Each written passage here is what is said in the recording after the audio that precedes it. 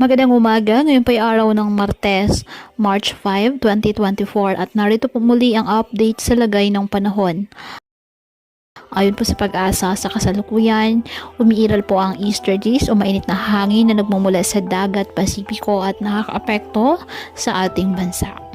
Wala naman pong bagyo o low pressure area na minomonitor sa loob at labas ng ating Philippine Area of Responsibility na maaaring makapekto sa ating bansa. Wala rin pong gale warning na nakataas sa anumang baybayin ng karagatan, kung kaya malaya pong makapamalawat ang ating mga kababayang mangingisda na may maliliit na sasakyang pandagat.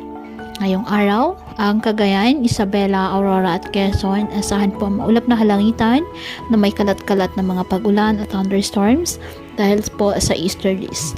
Ang nalalabing bahagi ng bansa kasama ng Metro Manila, generally fair weather condition, may aliwalas na panahon, ngunit may chance pa rin po ng mga localized thunderstorms. Kaya patuloy po natin na pag-iingat pa din ang ating mga kababayan sa pantapan po ng mga pagbaha at pagguho ng lupa at ugalin po na magdala palagi ng payong o kahit ano panangga sa ulan o di kaya may sa init ng araw kapag lalabas ng ating mga tahanan. At yan po muna ang update sa lagay ng panahon ngayong araw. Muli patuloy po tayo na mag-ingat at palaging tandaan, God loves you. Stay safe and God bless.